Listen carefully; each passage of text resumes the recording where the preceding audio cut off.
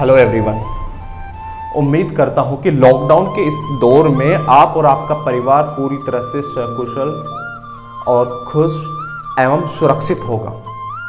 ठीक है, तो इस लॉकडाउन के कारण जो बच्चों का बहुत ज़्यादा नुकसान हुआ है, और अधिकतर मैं बात करूं कि उन बच्चों का नुकसान हुआ है जिन्होंने अभी तक अपनी एजुकेशन शुरू ही की थी। जैसे कि मैं बात करूं 5th class, 4th class, 3rd class और 6th क्लास, जिनका बेसिक कंसेप्ट और उनकी जो एजुकेशन है वो सही मायने में शुरू हुई थी, उन बच्चों को बहुत ज़्यादा नुकसान हुआ है। ठीक है, तो मैं पवन वर्मा आज बेसिक कंसेप्ट को जो 6th क्लास से शुरू होगा और 10th क्लास पर जाकर खत्म होगा। हाँ जी हाँ, मैं 6th क्लास से स्टार्ट करने वाला हूं एक टॉपिक जिसको 10th क्लास तक ले जाकर मैं स्टॉप करने वाला हूं, जिसकी शुरुआत करेंगे हम बहुपद से। It means polynomial. What is polynomial? How we can identify a polynomial? हम एक बहुपद की पहचान कैसे कर सकते हैं? ठीक है, आखिर होता क्या है बहुपद? कौन सी, क्या हम संख्याओं को बहुपद कहेंगे, या फिर चर राशियों को बहुपद कहेंगे, या फिर अचर राशियों को बहुपद कहेंगे, या फिर ऐसा क्या होगा जिसकी पहचान हम बहुपद के रूप में करने वाले हैं? ठीक है, तो अब हम बात करते हैं कि what is polynomial. What is polynomial? बहुपद क्या है? तो बहुपद को पढ़ने से पहले अगर मैं दो चीजों पर फोकस करूं, दो कंसेप्ट पर अगर फोकस करूं, जिसमें एक है वेरिएबल और एक है कांस्टेंट वैल्यू। जी हां, चर और अचर राशि को बहुत अच्छे तरीके से समझने के बाद ही हम शुरू करेंगे बहुपद को। और बहुपद से पहले भी, इट मींस वेरिएबल और कांस्टेंट वैल्यू और पॉलिनोमियल, इन दोनों के बीच में एक टॉपिक और होगा जिसको समझने के बाद शुरू होगा हमारा बहुपद। वेरिएबल और constant values. What is variable and what is constant values? तो अगर मैं इसको एक सिंपल सी भाषा में, एक सिंपल लैंग्वेज में अगर इसको मैं पहचान करवाना चाहूं इसकी, तो कहूंगा कि जो परिवर्तनशील राशियां हैं, परिवर्तनशील। बोले सर परिवर्तनशील क्या होता है? तो चेंजेबल वैल्यू क्या है? What is the changeable values? परिवर्तनशील राशियां आखिर है क्या? तो परिवर्तनशील राशियां कुछ इस प्रकार है कि अगर मैं यहां पर इस बोर्ड पर 5 लिखूं, मैंने लिखा 5, ठीक है, आज मैंने इसको पढ़ा 5, कल भी मैं इसको 5 पढ़ूंगा, और परसों भी मैं इसको 5 पढ़ूंगा, और यूं कहूं ना, आने वाली पीढ़ियां, जो जनरेशन होगी, वो भी इसको 5 के रूप में ही रिप्रेजेंट करेगी, 5 के रूप में ही रीड करेगी, 5 के रूप में ही पढ़ेगी। इसको ना तो आज हम चेंज कर पाएंगे, ना पीछे वाली जो जनरेशन जा चुकी है वो चेंज कर पाई, और ना आने वाली जनरेशन चेंज कर पाएगी कि 5 तुझे तो मैं 5.1 बोलूंगा आने वाले वक्त में। नहीं, ये पहले भी 5 था, आज भी 5 है, और आने वाले टाइम में भी 5 रहेगा। यानी कि ये है अनचेंजेबल वैल्यू, इसको हम चेंज नहीं कर सकते। तो फिर ऐसा क्या है जिसको चेंज कर सकते हैं? तो गणित में ऐसा क्या आ गया जिसको चेंज कर सकते हैं? गणित तो संख्याओं पर डिपेंड है टोटल। Math is depend on numbers, and what is changeable in math? Changeable in math there are variable. Now what is variable? Variable means alphabets. Variable को हम अल्फाबेट से रिप्रेजेंट करते हैं, just like X, Y, Z, P, Q, R, ये सारे alphabets को हम variable के रूप में रिप्रेजेंट करते हैं। अब बात करते हैं, हम कभी सवाल निकालते हैं तो कभी हमारे पास x का मान 1 आता है, तो कभी 2 आता है, कभी x का मान -5, तो कभी x का मान 1/6। यानी कि x का मान एक चेंजेबल वैल्यू है, यानी कि x जो है वो एक चेंजेबल वैल्यू है, और चेंजेबल वैल्यू होने के कारण ही हम इसको वेरिएबल कहते हैं। Variable means changeable value in simple language. साधारण भाषा में अगर कहूं कि वेरिएबल जो है वो है एक परिवर्तनशील राशि जिसका मान प्रश्नानुसार बदलता रहता है। ठीक है, लेकिन अब बात करें कांस्टेंट वैल्यूज की, तो कांस्टेंट वैल्यूज के लिए अभी हमने एग्जांपल लिया था 5, कि जो 5 है ये अनचेंजेबल है, यानी कि इसको हम कभी चेंज नहीं कर सकते। ना हम चेंज कर सकते, ना आने वाली जनरेशन चेंज कर सकती। So 5 is constant value and x, y, z, p, q, r and all alphabets are called variable. सारे जो अंग्रेजी वर्णमाला के सभी अक्षर है वो वेरिएबल कहलाते हैं, और गणित की जितनी भी संख्याएं हैं वो सारी कांस्टेंट वैल्यूज कहलाएगी, जिसमें 1/6 हो, चाहे 2/3 हो, चाहे 1.5 हो, चाहे √3 हो, चाहे √3/2 हो, चाहे 1.5/2 हो, कोई सी भी वैल्यू हो, एक न्यूमेरिकल नंबर, एक गणितीय अंक एक कांस्टेंट वैल्यू कहलाएगा।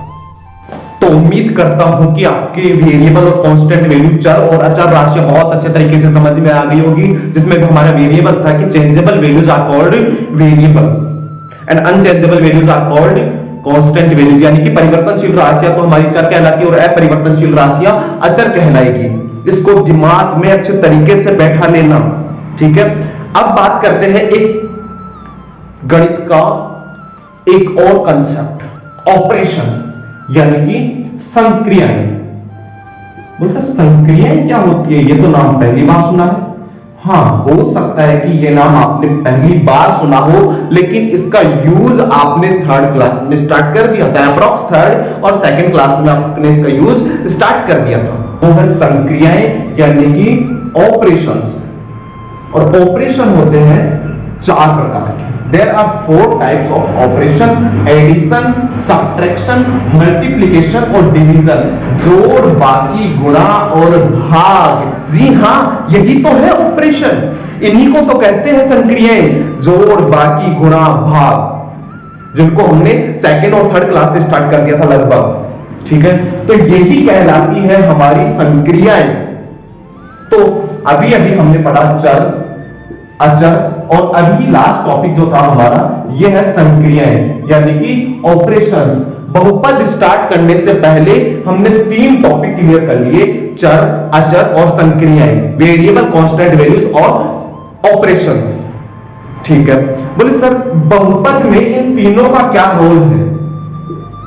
तो रोल की तो मैं बताऊंगा तुम्हें कि इन तीनों का रोल इसमें क्या है, बहुपद में क्या है। अभी तक तो हमने 3 स्टेप कंप्लीट किए हैं, अभी 4थी स्टेप आना बाकी है, उसके बाद में शुरू होगा पॉलिनोमियल।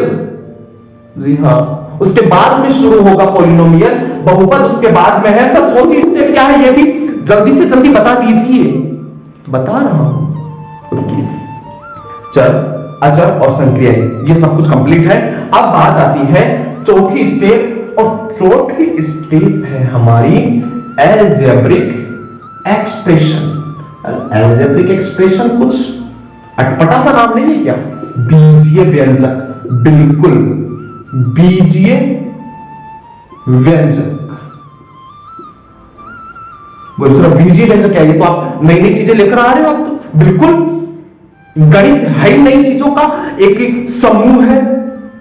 आप हर दूसरे दिन एक नया कंसेप्ट पढ़ते हो गणित में, हर दूसरे दिन आपको एक गणित की नई दुनिया मिलती है।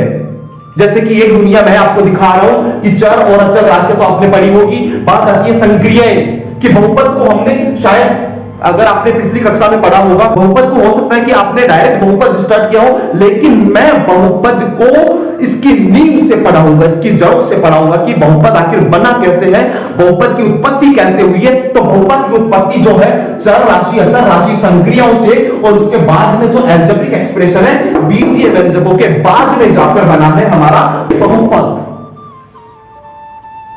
उसके बाद में जाकर बना है हमारा बहुपद। तो अब बात करते हैं बीजीय व्यंजक की। बोले सर बीजीय व्यंजक क्या है? 3 स्टेप पहुंच गए, 4थी स्टेप पर पहुंचा हूं जल्दी। तो ये लो 4थी स्टेप पर पहुंचो कि अगर चर और अचर राशियों के मध्य, between variables and constant values, if we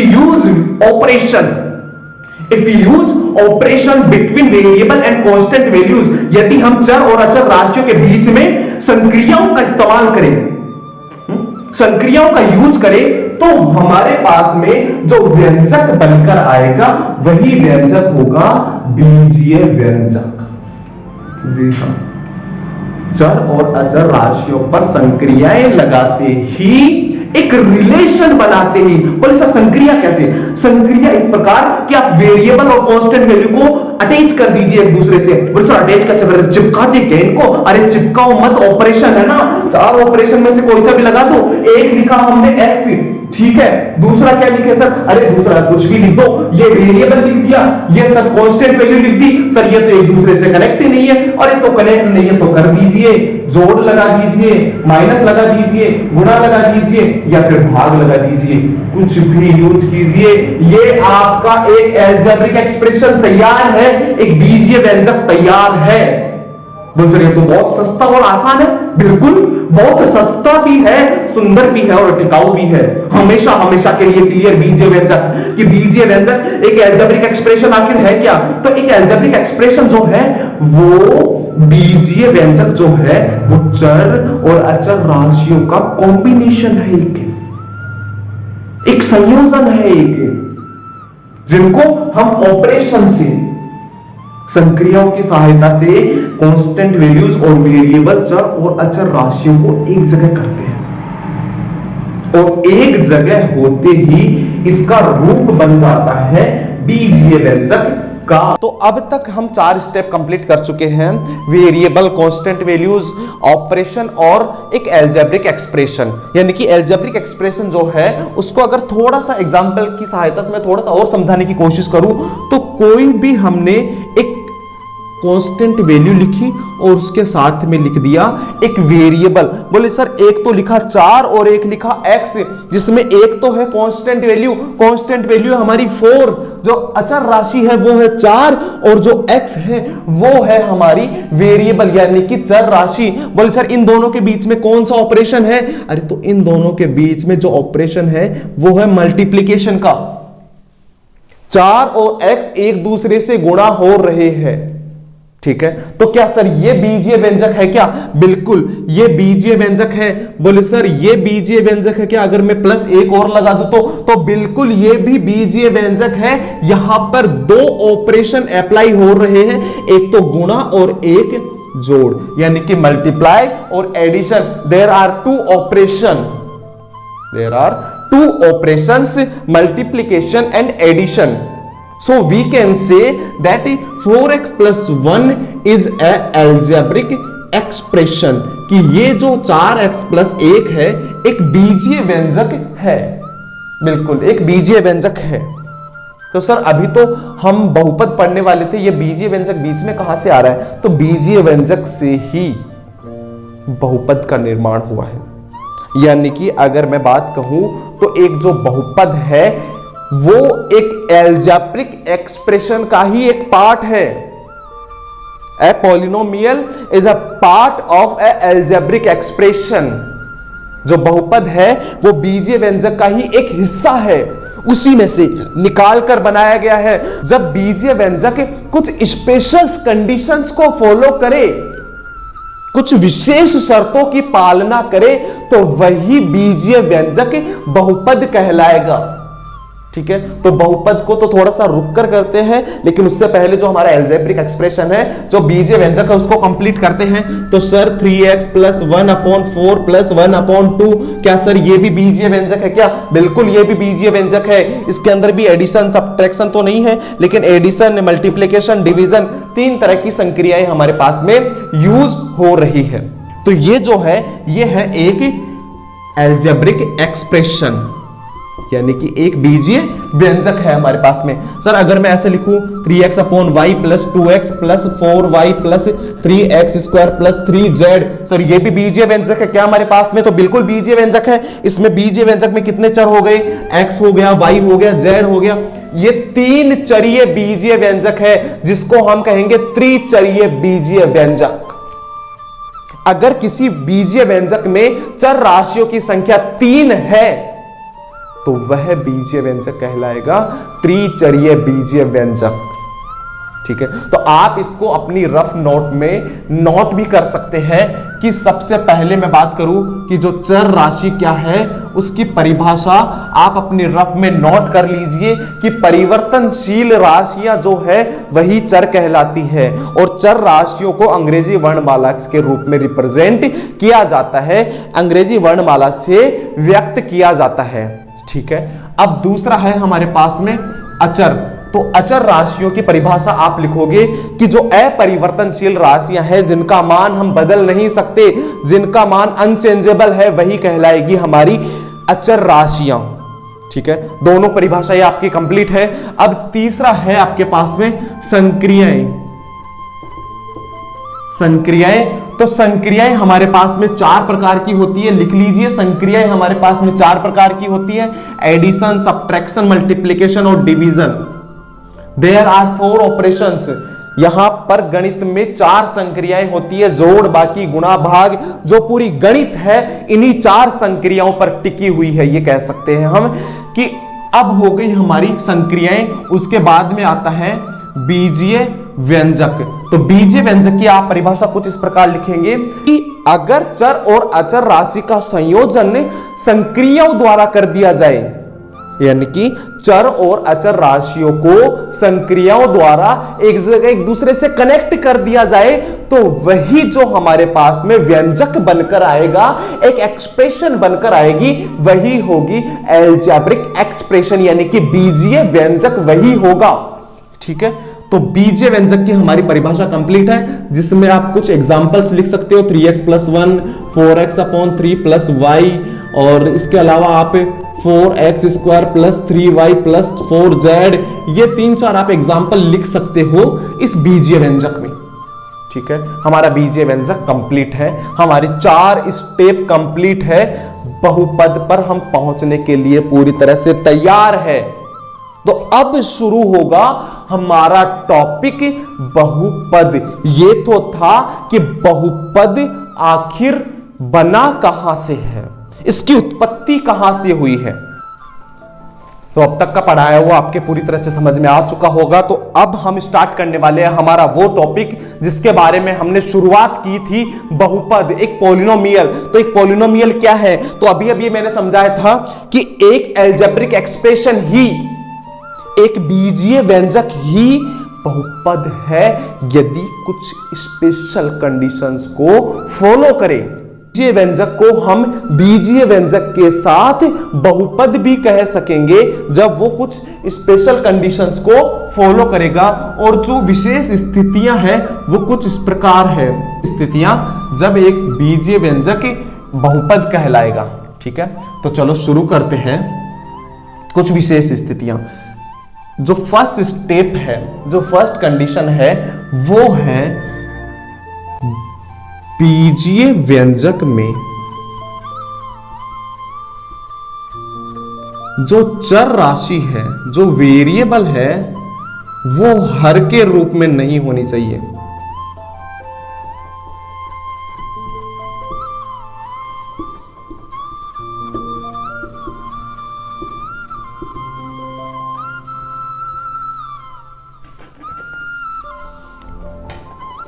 जो विशेष स्थितियां हैं वो कुछ इस प्रकार है कि जो बीजीय व्यंजक है वो बहुपद कहलाएगा। कब कहलाएगा वो मैं बता रहा हूं कि एक बीजीय व्यंजक जो है बहुपद कहलाएगा यदि वो इन कंडीशंस को फॉलो करे, जिसमें हमारी जो पहली कंडीशन है वो कुछ इस प्रकार है कि बीजीय व्यंजक में चर राशि हर के रूप में नहीं होनी चाहिए।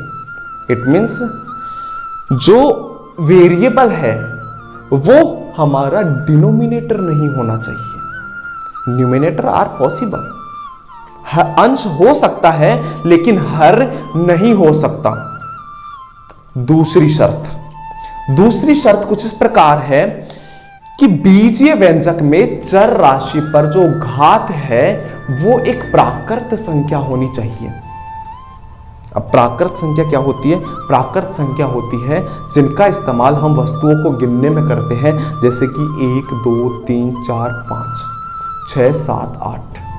ये जो संख्याएं हैं यही संख्याएं कहलाएगी हमारी प्राकृत संख्याएं। सर जीरो प्राकृत संख्या में शामिल नहीं है, सर 1/2 भी प्राकृत संख्याओं में शामिल नहीं है। ठीक है, क्योंकि हम किसी व्यक्तियों की गणना करने के लिए, किसी विशेष समूह में व्यक्तियों की गणना करने के लिए हम कुछ इस प्रकार इस्तेमाल करते हैं कि 1 2 3 4 5। कभी हमने व्यक्तियों की संख्या को इस प्रकार नहीं गिना कि 1 आदमी, 1.5 आदमी, 2.5 आदमी, 3 आदमी। नहीं, हमने हमेशा किसी वस्तुओं को या फिर व्यक्तियों को गिनने के लिए प्राकृत संख्याओं का इस्तेमाल किया है। तो हमारी जो चर राशि है उसके ऊपर घात हमेशा एक प्राकृत संख्या होनी चाहिए, उस पर ऋणात्मक घात नहीं होनी चाहिए, उस पर एक फ्रैक्शन में एक भिन्न के रूप में घात नहीं होनी चाहिए। ये आप देख सकते हैं इन एग्जांपल से।